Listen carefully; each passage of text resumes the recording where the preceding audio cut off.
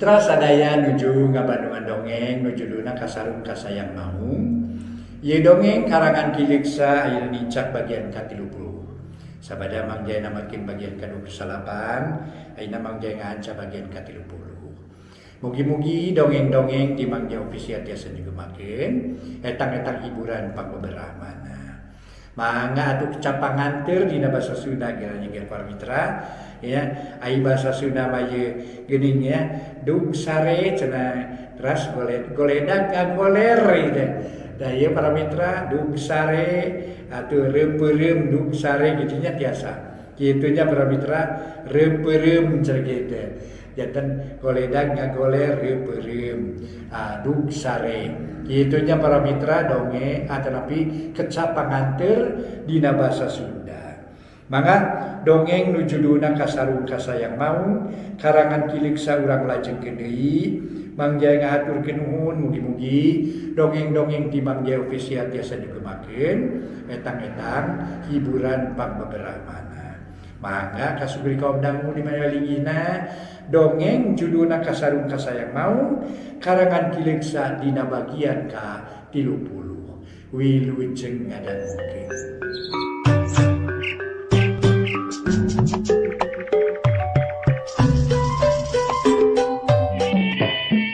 Para mitra sadaya, alhamdulillah urang lajengkeun deui dongeng enteng para wargi sadaya.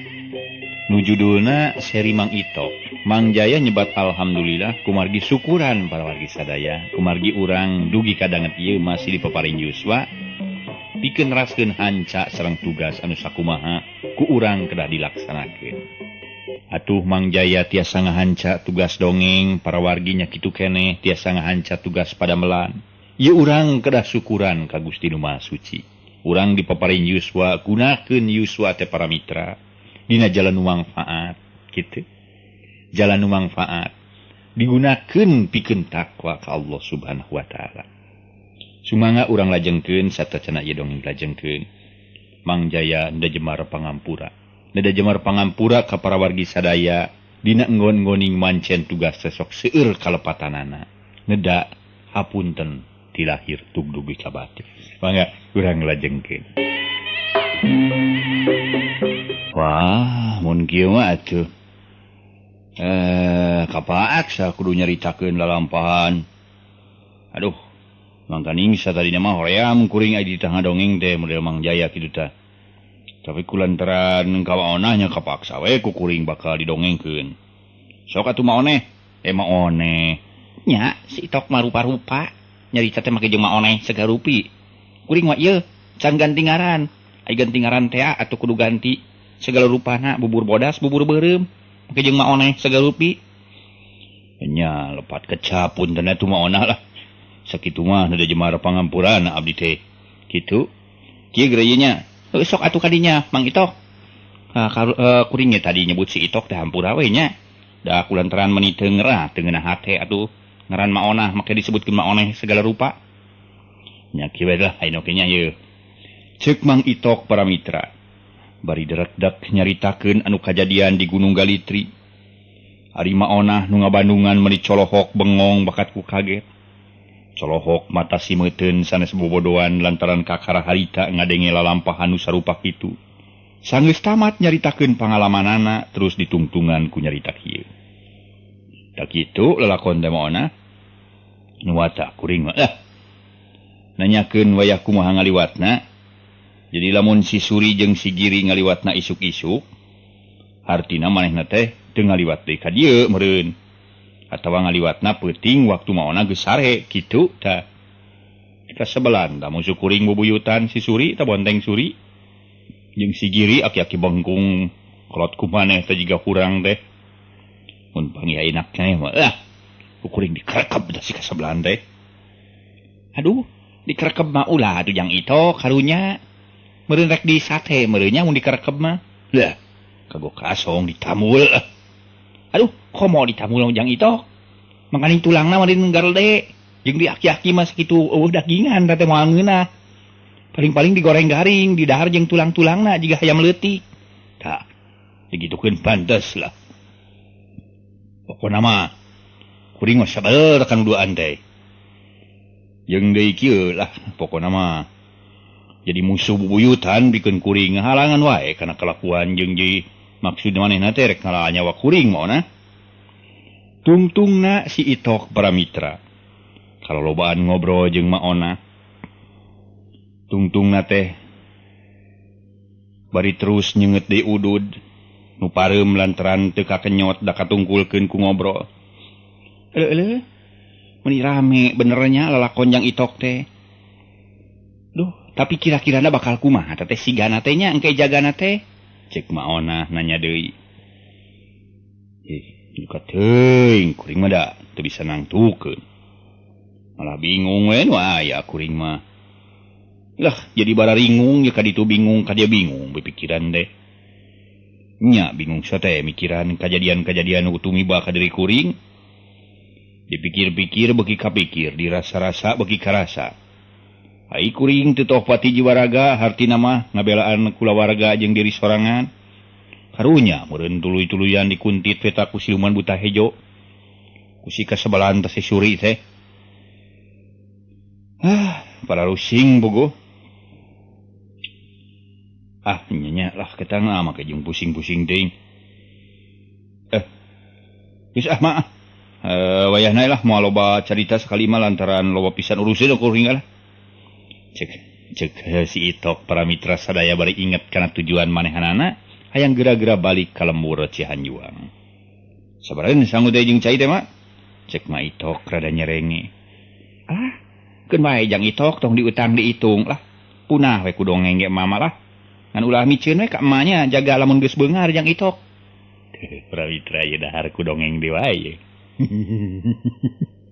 Yang Itok mah da Mang Jaya di wae mah. Dahar dibayar ku dongeng di kumaha tuh.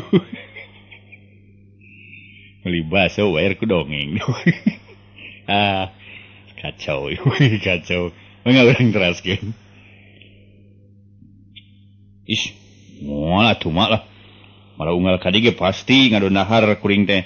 Mangga ngadon miceun, permisi mah. Lain kitu jang Itok maksud mama lain rek ngadon miceun di dieu. Ulah miceun teh artina mah ulah mau pohokeun ka emak. Nya moal atuh. Pasti komo.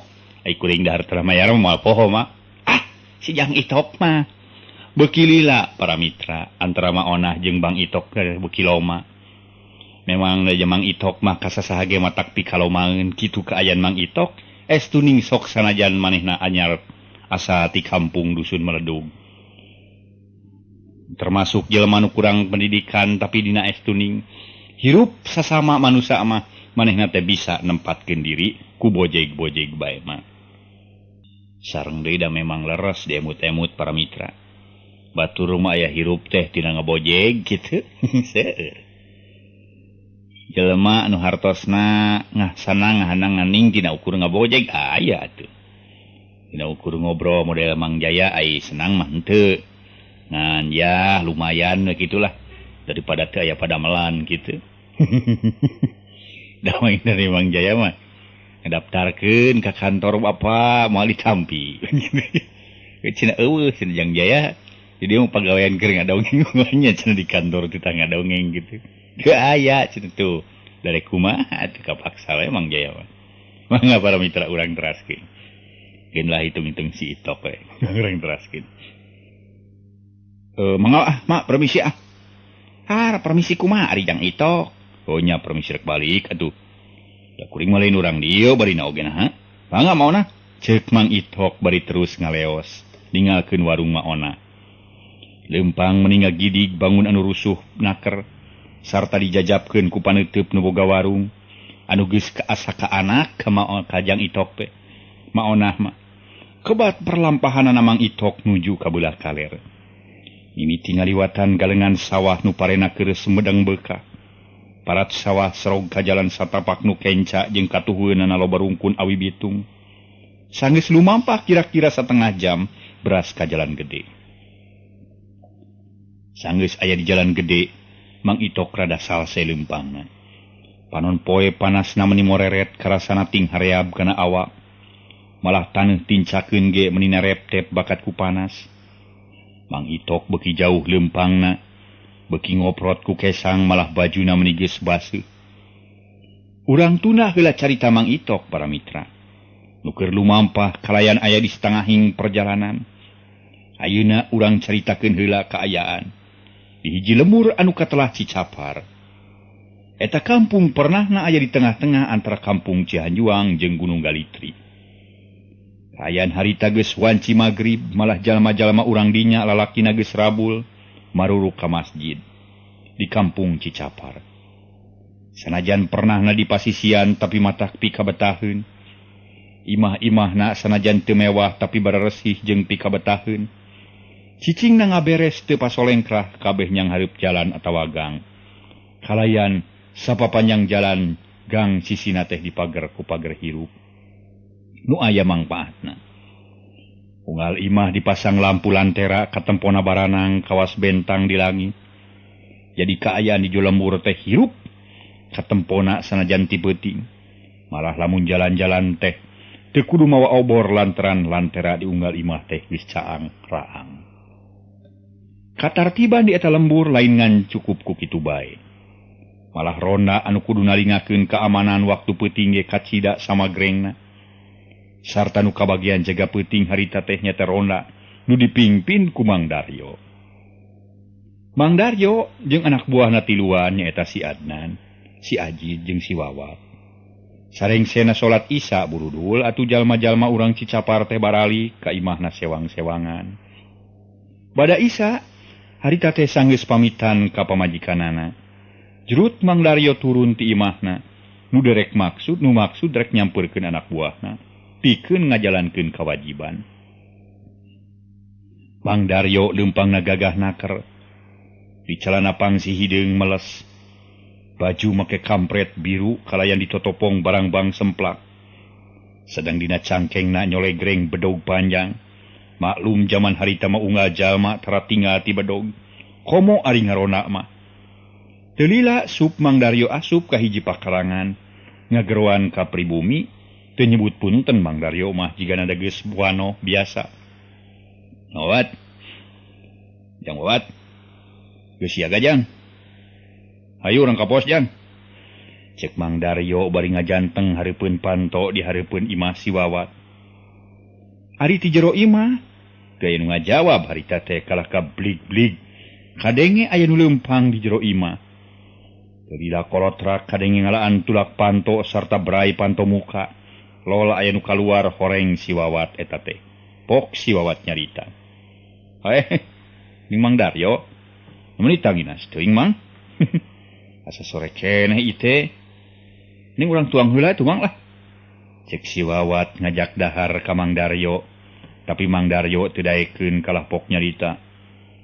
Oh, can dahar ujang teh. Oh, poe itu dahar heula. Sing jongjon. Tuturkeun ke ka imah si Adnan nya. Lantaran Mang aya badamikeun saeutik. Jawab Mang Daryo bari ngaleos muru ka imah si Adnan.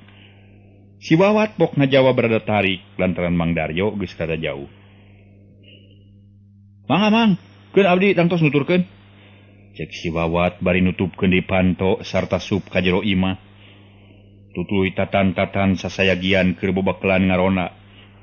Ngan samemeh indit dahar heula lantaran ti isuk can dahar sabab kakeur datang tas nyaba. Ari Mang Daryo para mitra sadaya.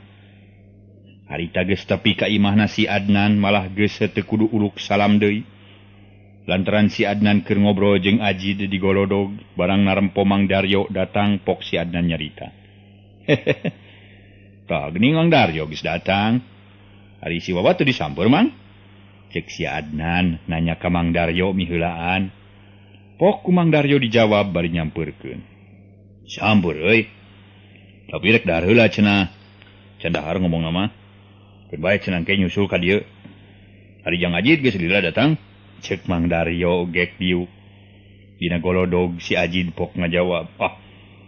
Can Mang rupina patutur-tutur we sareng Mang Daryo. Da teh can kesel ngobrol ge abdi teh.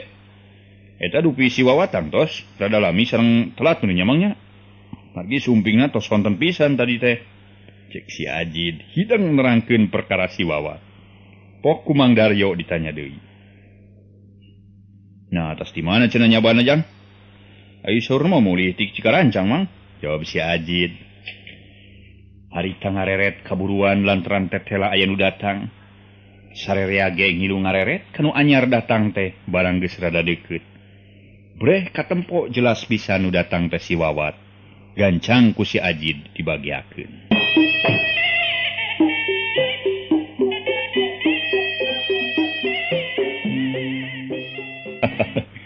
Panjang umur maneh Wawat euy lah. Keur diobrolkeun ku kuring Depugu hari ayeuna datang pisan untung euy teu ngomongkeun goreng ge euy cek si Ajid bari ngusapan jangotna. Hor. Nah ngomongkeun naon kitu cek si Wawat bari gek diuk dina tungtung golodog. Hari Ajid pok nyarita deui. Eta euy keur ngobrolkeun perkara maneh tas nyaba. Lain tas Cikarancang maneh teh Wat? Oh bener. Bener ya kitu kumaha kitu? Cek si Wawat bari malik deui nanya ka si Ajid. Tapi sameme si Ajid ngajawab kaburu kapiheulaan manten ku Mang Daryo.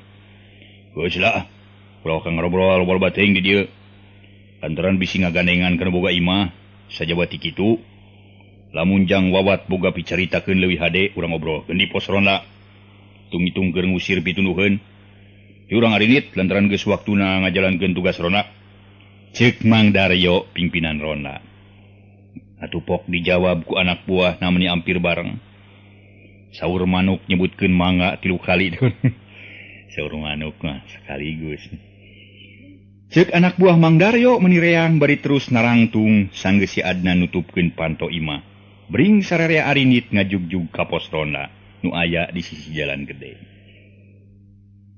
Memang genah para mitra.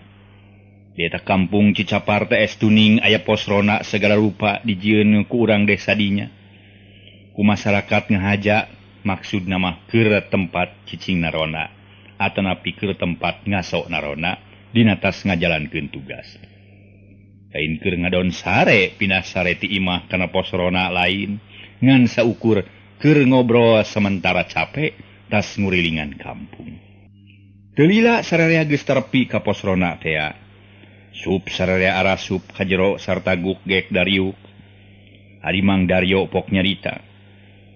Yang Wawat, cik seungeut lampu tempel dian. Hari jang Adan jeung Ajid, wayahna kudu ngalasuluh keur ngadurukan ngarah teu-tiris teuing.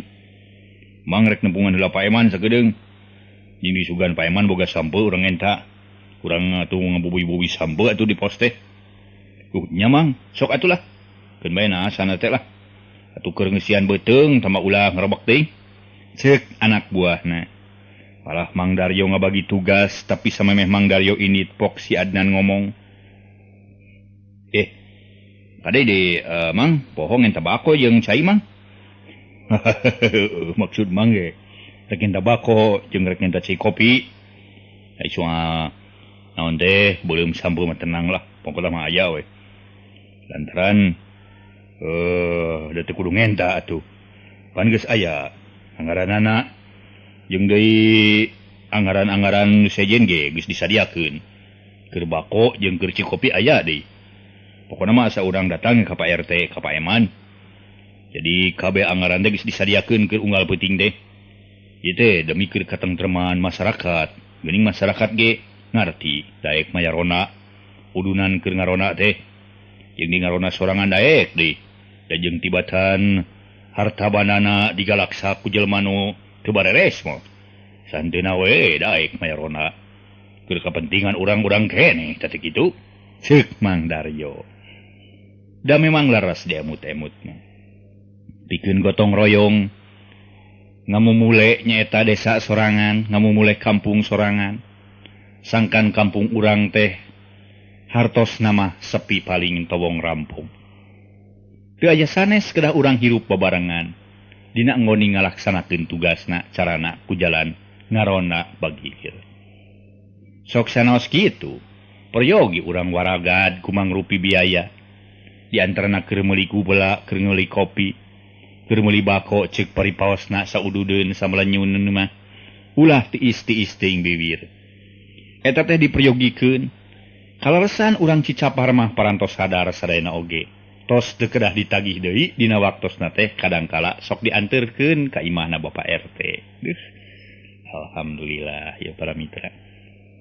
Lamun di urang warga desa urang model kampung Cicapar, aduh jigana teh genah murenya. Tapi ulah genah ting kanu ngarona ieu kena disagikeun der. Ngobrol ada gaple. Sana sing ngarona teh mah. Sana sing ngarona. Mangga urang lajengkeun deui. Mang Daryo bari terus ningalkeun pos rona. Anak buahna ge taya nu nyarita deui. Terus ting laleos ngalaksanakeun tugas sewang-sewangan. Teu lila bray di jero pos rona caang. Horeng si Wawat geus ngalaksanakeun tugasna. Kalayan teu lila antarana kurunyung Mang Daryo datang bari ngajingjing teko di isi cai kopi. Barang datang pok Mang Daryo nyarita. Nu ngalasulu can datang jang? Cik Mang Daryo bari nuna teko dina palupuh gancang ku si Wawat dijawab. Teu acan mang rupina mah rada tebih ngalasuluhna. Margi nu carakat mah parantos seep ku batur. Paling-paling nyandak tatal sareng popongkol ti landeuh bumina palurah. Oh, nya naon we lah, kayang nu ngala lah. Pokona mah asa teurak we dibeuleum. Keur urang siduru maksudna mah sakalian mubuy sampe. Ngarah teu teuris teuing. Ceuk Mang Daryo bari gek diuk dina salon. Salon bara mitra maksudna mah. Dina ieu lah. Palupuh kitu lah. Isieuna cenah oke salon segala. Sameme si Wawat nyarita deui, si Adnan jeung si Ajid geus juljo daratang, marawa popongko jeung tata tangkal saninten. Kalayan teu loba carita bru eta suluh teh dibubrugkeun dina paranti ngadurukan. Sanggeus beres pok si Adnan nyarita. Duluk ayeuna teh Mang, ceuk si Adnan bari ngeprukeun leungeun ari Mang Daryo pok ngajawab, "Wis, ulah wae kajang. Saboboya kieu mah can tiris atuh. Sajabat ti kitu urang perlu ngayakeun heula pengontrolan nu mungaran. Lantaran wayah kieu ge kudu diperiksa kalayan tartib lemur urang teh. Taina Mang rek ngabagi tugasnya. Yang Wawat jeung Mang rek ngider ayeuna lantaran Aji jeung Adan mah carape keneh meureuntas ngalasuluh. Sanggeus limpat wanci sareur budak, nu bagian ngider Adnan jeung Ajid kitu tah. Kumaha satuju sarerea? Ceuk Mang Daryo bari magehan totopongna. Ya satuju lah. Temal anak buahna ampir bareng. Geus kitu mah teu loba dicarita leos Mang Daryo indit. Dituturkeun ku si Wawat. Maksudna rek ngalang-lang lembur bisi aya warga kampung Cicapar nu merlukeun bantuan atawa pertulungan. Sajabat ti kitu bisi anu poho meneutkeun jandela atawa panto tukang. Tuh. Ieu para mitra. Ulah kena-kena aya rona. Cenah bae engke aya rona di bejaan ulah. Soal meneutkeun jandela jeung panto mah. Soal ngoncikeun jandela jeung panto mah tanggung jawab urang minangka nu boga imah. Ayo ke aya rona teh atuh da ngalangkungna teh para mitra, tos ngalangkung gitu. Atanapi ngalanglang ka bumi teh da rada lami atuh. Buah-buah samemeh rona datang atuh saparantos rona datang teh aya tamu teu dionang teu. Ngadon lebat ka bumi bapa naon we biasa. Ai mulihna teh kitu rajin gitu. Rajin eta mulihna teh. Sok barang canak kitu bilih gitu. Janten tugas nutupkeun panto sareng jandela mah tugas boga imah eta malin tugas rona. Mung bilih aya warga anu hilap nutupkeun rona kita biasana teh mun katingal mah sok diketrok. Bapak cenah eta panto teh can ditutupkeun gitu biasana mah. Mangga urang teraskeun. Saditinggalkeunana ku Mang Daryo jeung si Wawat. Gek si Adnan jeung si Aji Daryuk dina palupuh sarta teu lila pok si Adnan nyarita. Jid, lamun urang kabagian ngider ka bulah kidul. Dah, didinya dewek euy boga kikineuan euy. Geunah cigana teh nya. Mun si Leng satuju, tang tuku dewek diberesin loba. Cik si Adnan ngamimitian nyarita tambah keung. Lantaran pos rona teh pernah ditungtung lemur. Teu puguh maneh-manan. Piraku kikineuan bisa dibagikeun segala rupa euy. Naboga sabaraha bubrugan euy. Jawab si Ajid bari neuteup ka si Adnan. Lantaran disangkana kikineuan si Adnan teh manusa, tu gancang si Adnan nyarita deui. Loba euy loba pisan. Lamun diala kabeh mah aya meureun kana satelabugeun mah. Eta ini merenod euy bakat ku loba euy. Waduh, kabita dek mah euy. Uang ngaliwat teh batin reuyan ciduh we wungkul mending ngaruy. Leh, keur upama jelema anu keur ieu awewe mah keur nyiram kitu tah. Ngaruyna ge da eta euy. Lain kesempatan ade, urang diberi kesempatan ngarona. Itu si Adnan. Nanaon aya maneh eling tah henteu. Piraku tina nyaritakeun kikinewa jadi los-los kana telebung. Merenod segarupa. Panyeuneureun ciduh segarupa. Eueuh hubungan anak kumaha maneh teh ngobrol teh nu bener atuh nyarita teh. Ari maneh sok balagug. Alias bodoh. Lah, teh lemi maneh mah lah. Nyi setelah pisan mikir. Zaman ayeuna mah jelema teh kudu gancang mikir. Mun ngomong anu dihubungkeun kana anu geus pasti kana anu jadina. Keur naon diwarah baheula geuning ku loba kode. Itu. Sok teu puas. Caritakeun jeung kuring mah blak-blakan tong make jeung sinir sampir. Tong bulat beulit nyarita teh sok aya naon kitu.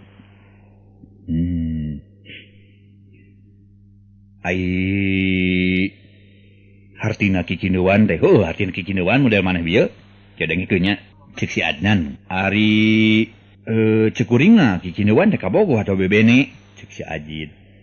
Umatak dewek mah teu kaharti lamun los-los kana telebung jeung marnod teh. Lamun neureuyan ciduh jeung ngaruy rada kaharti saeutik. Jawab si Ajid bari ngagilirkeun perah bedog. Si Adnan menimuringi sarta pok nyarita deui. Ke euy ke. Ulah kang ngilirkeun bedog Ajid euy. Anton dewek mah sok babari soak euy. Ramutan. Tuh eta meuni matak deung dileueun dewek mah meuli teu boga duit. Ari mulung unggal isuk sok kapiheulaan ku barudak. Menta terang-terangan geus tantu. Hasilna lantaran bogana ge kasor. Cap jahe euy merek lah paten. Pokona mah matak hiji-hijina mah jalan di ala wayah kieu nurutan lalai atawa kalong. Kumaha satuju Jid? Bari ngaranna we lah. Cek Adnan baramitra nu dimaksud teh tangga rambutan. Sanggeus dibejaan ku si Ajid perkara rencana maling rambutan teh. Ku si Adnan si Ajid terus nyarita, Keke sabar heula nan euy. Dewek mau kaburu-buru ngajawab. Lamun nu rek dijugjugna can puguh. Teuing dewek rek nanya, eta rambutan teh nu saha euy? Alus di rambutanana. Barang geus kitu si Adnan terus harita teh nerangkeun ka si Ajid perkara rambutan teh. Wah. Teu kudu salempang euy soal barang nama lah. Pokona 100% dijamin. Bari ngangkatkeun jempol nanakeun cenah rambutan anu enak. Euy, rambutanana cek barudak teh mah rambutan Aceh euy. Malah cek tukang mantun amis ka sigi-sigina cenah Jid euy. Malah jeung cangkang-cangkangna ge amis euy. Ari nu bogana teh teu 2 teu 3 nya tabah onok euy, nya maneh teu nyaho. Nyaho maneh Jid. Lamun teu nyaho kacida euy. Tinggalin zaman euy korban zaman maneh teu nyaho teh. Cek si Adnan bari nepak ping-ping mending ngajeplak. Oh. Si onok kok nyaho tuh dewek ge. Kai mah si onok mah tapi kumaha euy. Moal ngajagaana. Lantaran pan bah onok teh munyung bejana teh kitu euy. Cek si Ajid bangun anu atoh manehna ge diajak mau ke rambutan mah. Geus puguh pagawean keur budak. Iya. Ngaranna bari mau ke rambutan teh. Sok inget keur budak. Ai mong jaman teh lain mau ke rambutan dari kota mau rambutan. Biasa ngagalaksak nu sejen. Sanes. Sok awon tujuan. Sangkean sok awon sanes ieu mah. Biasa we sejen gitu kan orang teraskeun. Alah. Make jeung kudu sieun nu kitu tong salempang. Dewek boga jang jawokan pikeun ngalawan para lelembut mah. Dedemit pokona mah singlar ku dewek mah euy. Pokona asal dewek asal maneh daek we Jid lah. Ke segala rupa dewek nu nanggung pokona mah. Segala risiko, segala hal nu kajadian dewek bagianana. Monya dewek. Hartina mah boga guru teu bisa ninglar nu kitu-kitu we mah. Boga tuh ari kitu mah tapi rek kunaon euy mawana euy. Gampang. Kalian tungtung sarung sabelah. Ada teu bungbas. Pinu sarung ge piraku teu seubeul lah. Soal ngalanamakeun kumaha dewek. Sideung nyawa bersih we Jid. Cek si Adnan bari ngaruhdumkeun sarung lantaran geus mimiti karasa tiris. Si Ajid pok nyarita deui. Malamun Mang Daryo nanyakeun, "Heuh bere we panglobana piraku teu jempe." Jawan kiwari mah pokona mah lah. Bagi hasil, bagi-bagi ke sararea. Yenting Mang Adnan pimpinan urang lagi katinggal lagi bagian nama. Santeuna we rek ngomongnya murada asa-asa. Pokona mah si bere we bagian sing loba. Setorkeun hitung-hitung setor lah, mun setor teh mah. Nya. Nya cek si Ajid. Memang kitu ayeuna mah tuda. Beda zaman, urang kudu bisa ngigelan zaman. Mun urang teu bisa ngigelan zaman, atuh sagala tepak kenang zaman teh mah keuna kana ngareundeukna urang teh. Da ieu maksudna. Beres. Si Adnan bari ngabarakat taksiri teu bupugu. Kapaksa si Ajid milu seuri lantaran kumanehna kacipta. Lamun balik ngaronda mawa rambutan sasarung lobana. Mangkaning sarung teh atara aya nu pas rata-rata lalogor jeung gede. Barang teu saleuseurian. Duaan kurunyung Mang Daryo jeung si Wawat geus datang deui, malah Mang Daryo pok nanya. Oh, paroga naon jang bangun nu galumira anak keur? Kadengena teh cik atuh balikan deui ngobrolna lah ngarah Mang bisa ngilu seuri. Lantaran Mang geus 3 poe teu bisa seuri teh. Ceuk Mang Daryo bari gek giuk dina. Palupuh teh dituturkeun ku si Wawat. Ari si Adnan jeung si Ajid kacida reuwaseunana sok sieun rencana manehanana katohyan ku Mang Daryo. Tapi gancang si Adnan ngajawab, abdi ge teu gaduh piseurieun Mang, seuri sote abdi mah. Tamasieun we jeung meh teu tiriseun teuing lah. Ngagerakeun ieu we awak meh rada ngadegdeg saeutik. Jawab si Adnan bari kekeureuceuman sok sieun Mang Daryo nyeleksek nu leuwih jero. Kahar ti ku Mang ge. Tapi biraku ujug-ujug cakakak mah jiga nu kurang jejeg. Jiga jelema kurang sasenok.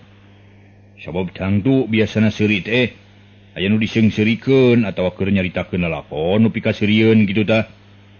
Cik bejakeun ka Mang. Jeung deui supaya teu tiris teuing mah. Bira duruk atuh lah suluh jeung tatal tapi ngarahaneut cek Mang Daryo bari ngareret ka si Ajid.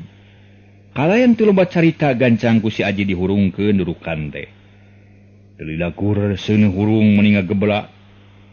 Lumayan rada haneut ari aya seuneu mah sedang si Adnan pok ngajawab pertanyaan Mang Daryo.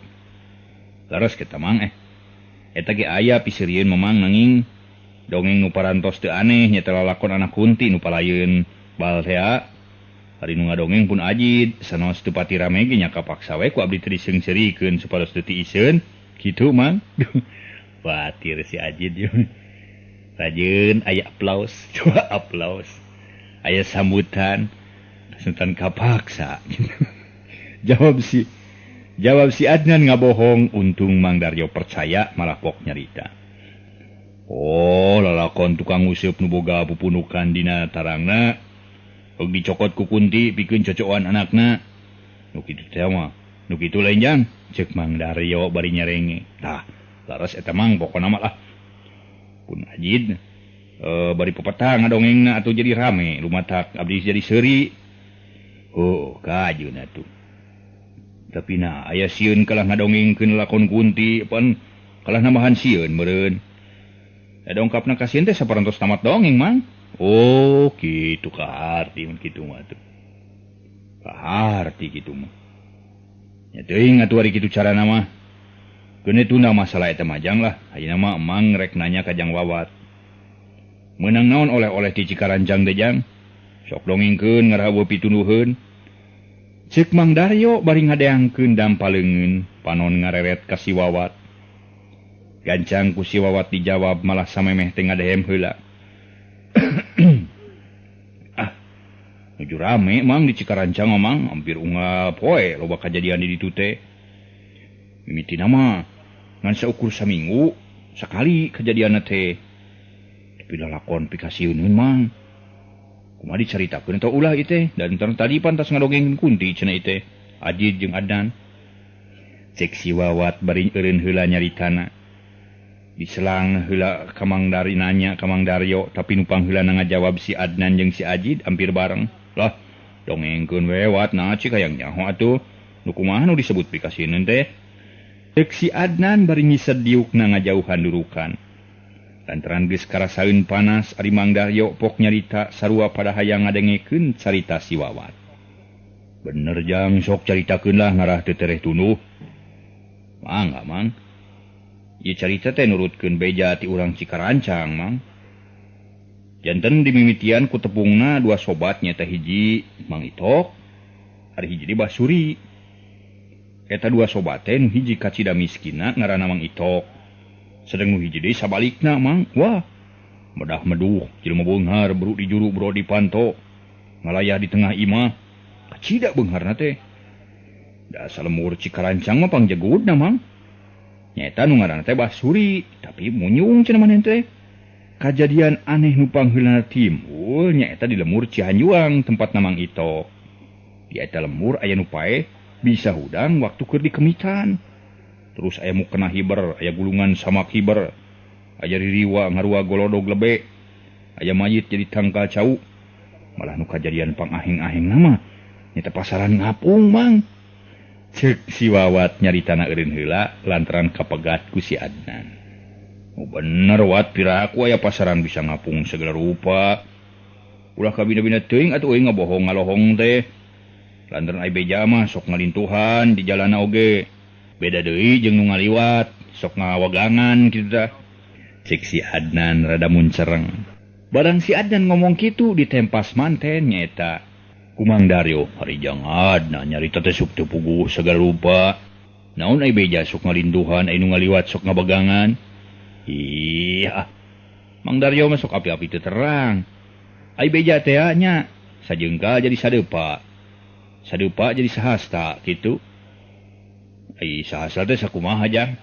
Teuing teu nyaho kuring ieu mah. Sahasta teh sakumaha tuh Mang? Yo ai teu nyaho ulah diomongkeun atuh. Geus ngarti lah soal beja mah. Da beja sok pabeja-beja, beja sumebar ka mana-mana ngarti mangge ceuk Mang Daryo. Ai nu ngabegangan kumaha teh jang? Tuh, Mang ngetel mi dewa ye. Geuning nya contona bagian kitu nya. Bagian nya lamun urang meunang bagian kitu tah. Sok terus ngabegangan teh Mang. Ngabegangan kumaha jang? Itu ari Mang. Yeuh, ti luhurna sakitu. Sok ngabegangan biasana teh ku angin kitu di jalan teh haliber kitu. Wah. Yang adan mah sok aya wae picariteun deui lah. Sok aja ngawat keur dituluykeun dongeng teh. Para mitra sadaya. Ai soal nu kitu mah da memang leres atuh da Mang. Nu didongengkeun ku Adnan teh memang leres pisan da. Kurangnya parantos kabuktoskeun. Ai manehna percaya euy pasaran ngapung euy. Matak euy rada cangcaya keneh. Nya kuring ge da teu percaya pisan lantaran teu ningali ku panon sorangan hartina mah beja ceuk beja kitu ya teh ceuk beja pan tadi ngomongkeun teh.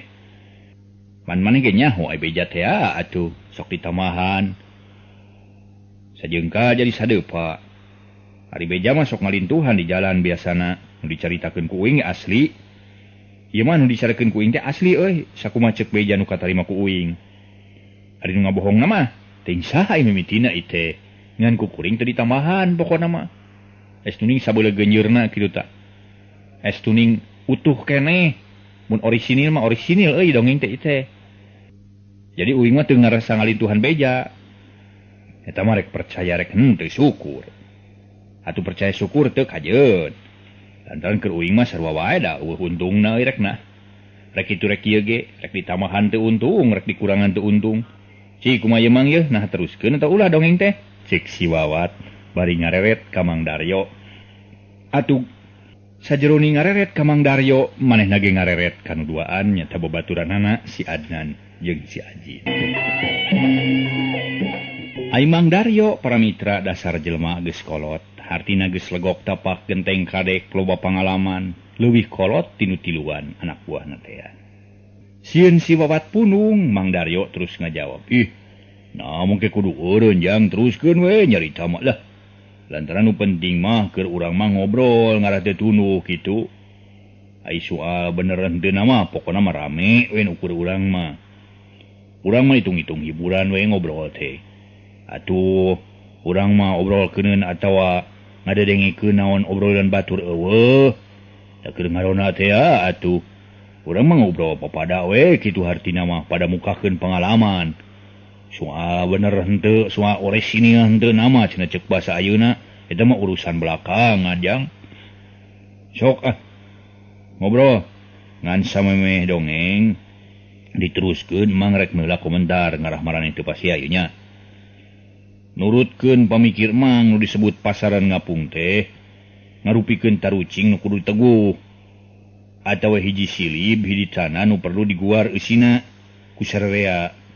Lantaran kecap pasaran teh lain ngan saukurkeun kana pasaran ngagotong mayit. Tapi ge keuna kana harga-harga di pasar nu umumna sok disebut harga pasaran. Tah, kecap eta teh taya bedana jeung nyaritakeun harga-harga nu teu boleh ngapung. Jadi mun kode teh mah kode kitu teh. Urang kudu diguar. Urang kudu ditarjamahkeun, urang kudu ditafsirkeun gitu. Tuh, ngan dina nyaritakeunana dibarengan jeung carita nu pikasieun. Lantaran harga nu mahal oge sarua pikasieun keur jelema leutik mah. Moal teu maruringkak bulu punuk bari gagebegan komo ngahareupan lebaran. Harga-harga beuki naek. Pan reuas meureun keur urang model jelema leutik. Lantaran harga nu mahal teh pikasieun. Tapi urang teu bisa majar kumaha soal harga mah. Teu beda jeung ran teh salilana pakait-kait jeung nu sejen teh. Tapi lamun disalahkeun hiji bakal kabawa salah ka sakabehna. Kasup urang sorangan nyalahkeun. Lamun teu mah urang ngilu nyalahkeun teh kana eta pasoalan. Tah, ayeuna pikeun katengtreman jeung keamanan urang iwa ti kudu nurut jeung taat ka pimpinan. Sarta disagigireun eta urang kudu singgiat mikir pikeun kamekaran hirup urang. Pokona mah pagawean urang ulah ngan bisa nyalahkeun batur, tapi kudu sanggup neangan kasalahan sorangan. Ulah aya paribasa gajah depa dina punuk urang teu katingali, ari cileuh di mata batur jelas katingali kitu. Nah, lamun geus kapangi buru-buru omean sangkan bisa ngigelan zaman kamajuan. Sabab dina zaman kamajuan mah sagala rupa kudu maju ka asup harga. Ngan urang ulah katingaleun ku harga satekah pola kudu ngilu maju sangkan teu kageleng ku roda zaman. Geus ngobrolkeun nu kitu mah. Jeung soal harga mah ya beres-beresna. Nu penting mah harga sabaraha-sabaraha ge kabeuli kitu tajang. Jeung deui ngobrolkeun nu kitu mah bisi namahan susah ka urang ge lah. Sok teruskeun dongengna jang. Cek Mang Daryo bari ngareret ka si Wawat. Samemeh si Wawat ngamimitian deui nyarita pok si Adnan ngarewong heula. Kelawat. Tadi Mang Daryo nyaritakeun yen pasaran ngapung ngarupikeun hiji silib nu ku urang kudu diguar eusina. Ayeuna dewek rek nanya heula ka maneh Wat. Ari beja nu katarima ku maneh hiji kajadian atawa beja nu teu puguh sumberna? Ceuk si Adnan bari ngareret ka si Wawat. Waktosna kabujeng saya para mitra.